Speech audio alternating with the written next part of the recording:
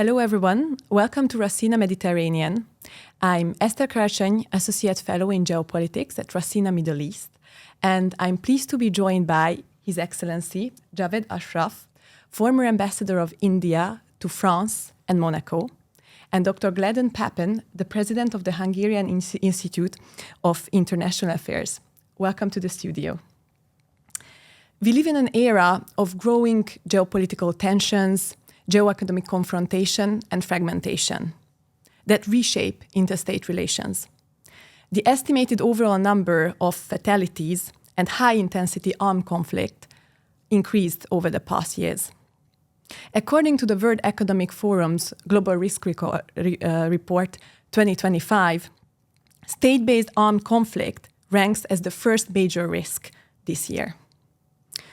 When interdependencies are weaponized and warfare is conducted through both conventional and unconventional means, such as viral disinformation campaigns, it is increasingly challenging for diplomats to react and to fulfill their traditional roles.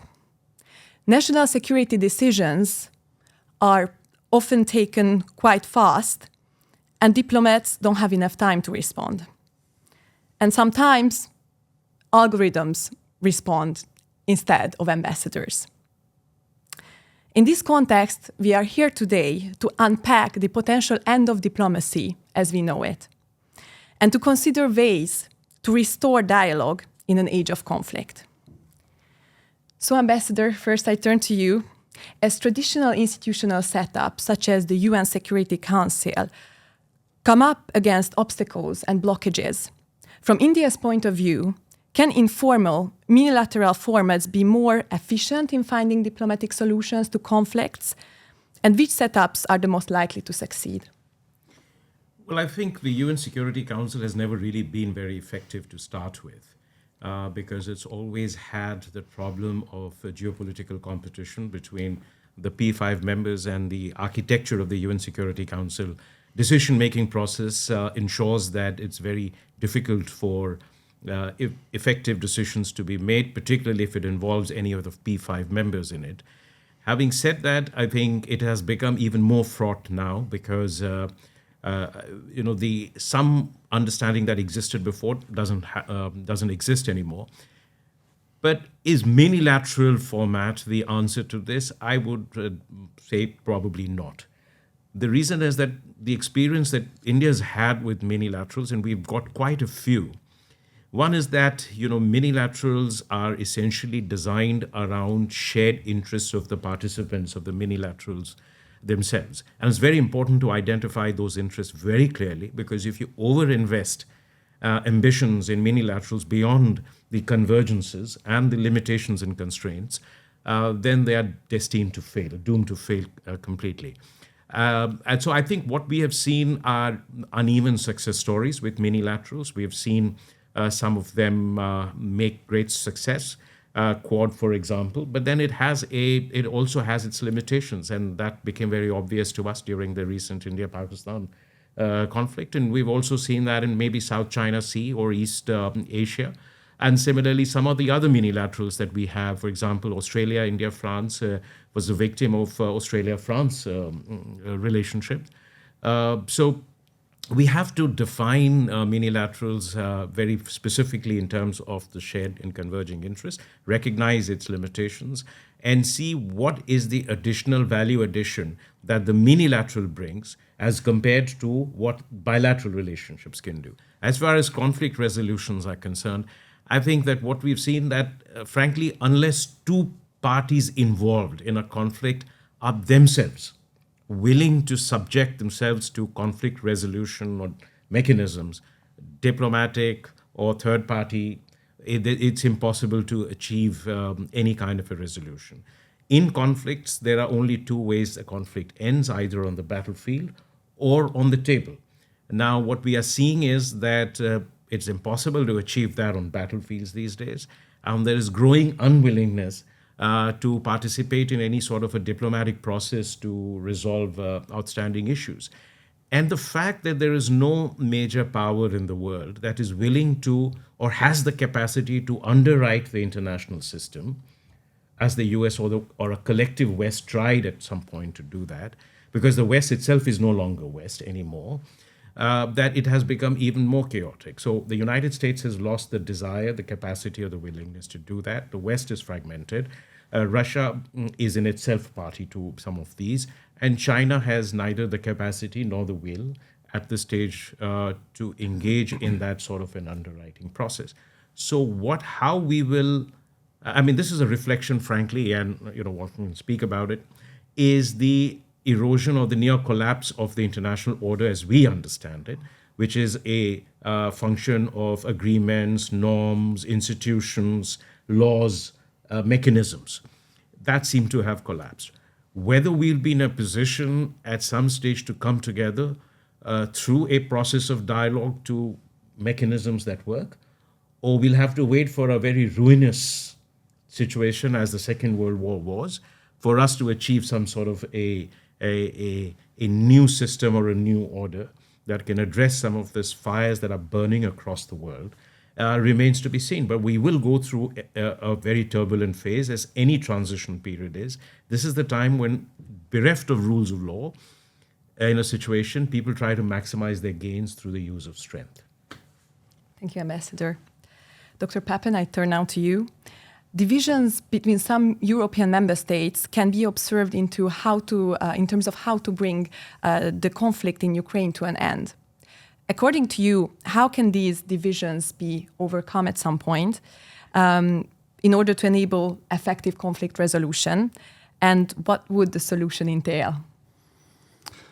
Well, I am not a diplomat myself, but I spend a lot of time observing diplomats and have a great admiration for their work. It's something that's difficult and risky to make generalizations about. But I think we can say that diplomacy is an extremely important part of the relationship between states, but that it's something which operates under a lot of constraints. Some of those constraints are political, and the one that you refer to, the conflict in Ukraine after its invasion by Russia, is a military constraint. And I think one feature of the political constraints on diplomacy in the last 30 years has been that at one point it did, particularly in the West, become too much driven by ideology. And an ideological commitment began to overlay itself on the traditional practices of diplomacy to the extent that it somewhat distorted them. And what I mean by that is we're clearly, as the ambassador mentioned, returning to an era of great power conflict where the major states in the world are asserting their own interests. They're not simply abiding by the pre-existing norms or the norms that have been established since the end of the Second World War. And the question is, in that environment, how should states act and what role can diplomacy play? Well, if we're entering an era like this, then it becomes really important for each of the major powers and all of the minor powers or middle powers as well, to understand the way of thinking of each other. And this is something that traditionally diplomacy was able to contribute a lot to. Diplomats spend a lot of time observing each other and watching the political intrigues and machinations and ways of thinking of the countries that they're involved in.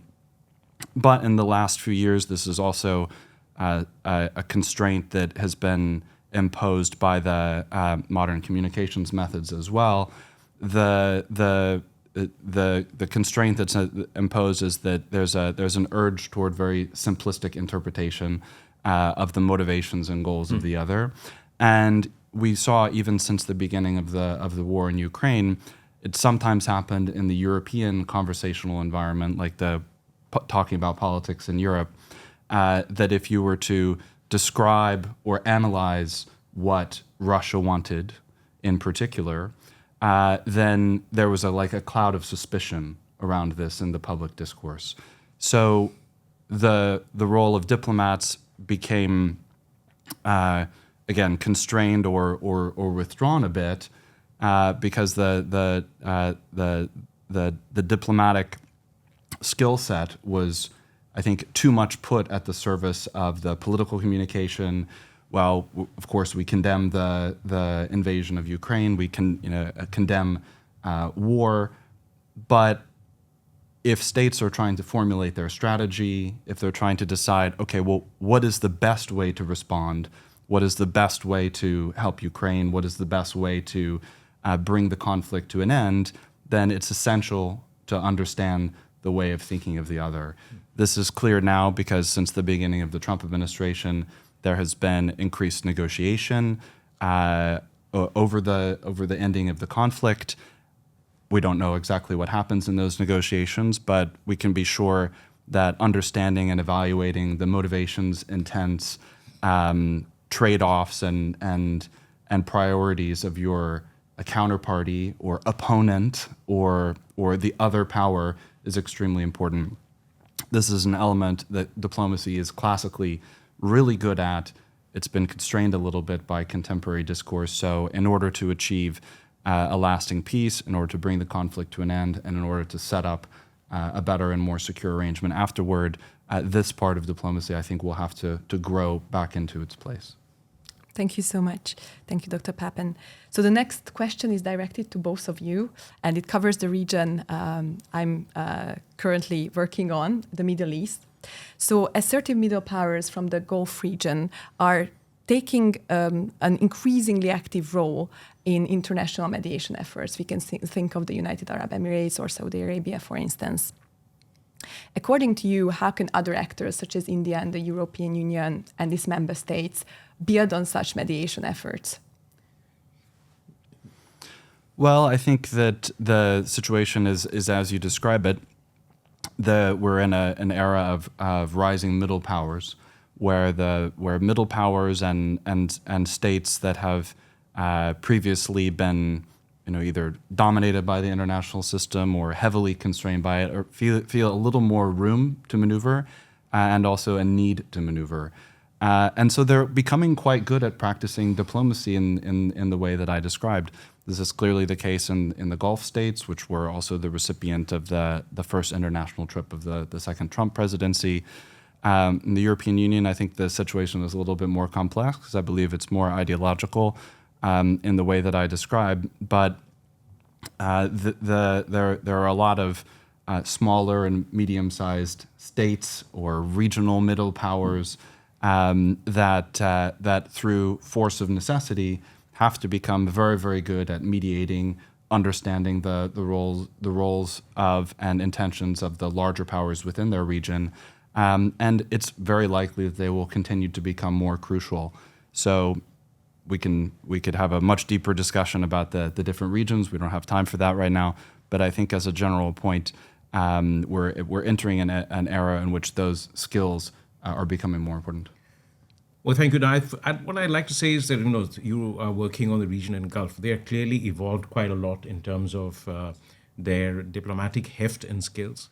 There is certainly they've invested a lot in building their human resources for that purpose. But I'd say this, that I think they are more playing a role at the moment of providing a platform, a venue for negotiations to take place, rather than actively playing the role of mediator in finding solutions. As far as India is concerned, I think we generally try to avoid taking a very proactive role in mediating disputes unless we are asked to do so by the concerned parties. That is exactly the case with Russia-Ukraine war, where we have told both sides that we're willing to play a role should you wish to do it, and if you think the situation is ripe for it. And as far as a European Union is concerned, or other mediators, I think it's for credibility to exist, to play the role of mediator, they must be seen to be honest brokers. They must be seen not to act from double standards, that one set of rules apply in one particular situation, another set of rules apply in another situation, and that therefore sort of leads to a resistance from any involvement by, say, European and other countries in a mediating effort, but also lack of effectiveness in doing so. because trust is a very important factor in success as far as mediation efforts are concerned. But in general, what you are referring to is correct, that the middle powers are rising. I mean, it isn't a world which you'll see entering into a duopoly of two major powers and then each with its own spheres of influence. But I think it will be a world which will be far more multipolar. The middle powers will be able to leverage diversity of partnerships and the strength of institutions to expand their role and advance their interests, and at the same time resist the pressures that inevitably will come from two major powers that we are likely to see emerge. So we'll not just see a multipolar world of political entities, but you'll see a multipolar world of cultures, of systems, of political organizations. There'll be rough edges, and without the discipline of multilateralism, you will see that there will be a bit of constant turbulence, at least at the periphery of each of those major powers, with sometimes cooperating, sometimes colliding, sometimes in a conflict. But this will perhaps be a return to the state of the world throughout history before the Industrial Revolution, and the powers it vested in a few countries enabled them to expand their influence, their presence, and their role across the world in a way that we eventually had a Cold War of two major powers, and then what we think will be a reprisal of 20th century in the 21st century. But I think it'll be different. Thank you. Well, the last question to conclude is equally addressed to both of you. As we mentioned, diplomacy is clearly changing in this increasingly conflictual era. I was wondering, according to you, what forms of diplomacy have the greatest chance of yielding results? We've seen President Trump's rather transactional diplomacy. Can these be something that can substitute more traditional forms of diplomacy as we've seen it so far? I would like to build off something the ambassador just said, that we're not only entering a multipolar world, but one in which the variety of different political systems and their cultural and historical and other contexts will become more important. So I think actually what we tend to describe as traditional diplomacy is the really people mean from the period that they remember of the last 50 years, is not so traditional in the grander scheme of things. And that in the larger scheme of things, we're actually returning to a truly more traditional form of diplomacy or international arrangement where states are articulating their interests. I think calling it purely transactional in the case of the Trump administration is sometimes overstated in the media. But the point is, in the last 30 or 40 years, we tended to operate in the international environment with some radical simplifications about the recipe for success. It's the Washington Consensus, it's the UN rules, it's liberal democracy only, whatever it is. But now it's clear that there's a number of competing systems. Comparative politics, I'm a political scientist by training, comparative politics is going to become more important because we really need to understand what makes countries tick and how they understand themselves. And so that element, which I think is actually a traditional part of diplomacy, has to come back. Thank you. Well, thank you. Very quickly, just to build on that, I think you're absolutely right. We got used to seeing a certain pattern of diplomacy for the past 70 years, post-war order, which basically was built around by the United States, in which it pursued, or the West pursued its interest by building an institutional architecture, or what they used to call the liberal international order, in which your diplomacy was supposed to be a combination of not just interests but values, about doing serving some sort of a public good. But behind that was obviously the interests of the Western countries. Because that international system has, in some sense, got dismantled, power shifts have taken place. All of that is going to change the way diplomacy is going to be conducted. And nations have always acted in their interests. Nations will continue to act in their interests, not on the basis of values. You can hardly say that the international order was liberal, and the US also had very different standards depending on its interests. That's one part of it. So you'll return to a more, let's say, obvious and evident form of national interest-driven diplomacy.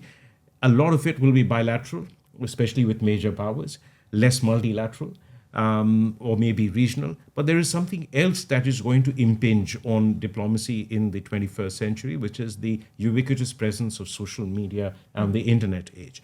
What that means is that as practicing diplomats, it will not just be important to speak to or be in terms of political or trade terms. Diplomacy will also be about shaping public narratives.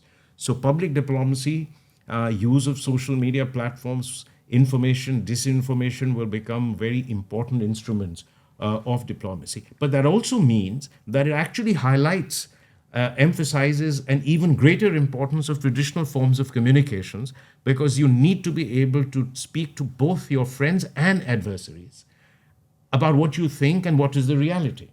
They need to hear from you directly about what you're thinking, what you want to do, rather than try to make sense of this absolute deluge of information and disinformation that clouds our mind all the time. So diplomacy will change in character, but the purpose of diplomacy will just remain the same. Thank you. Ambassador Dr. Papen, thank you very much for being with us today and unpack a little bit the end of diplomacy and ways to find new solutions to conflict resolution. Well, thank you. Thank you so much. Thank you.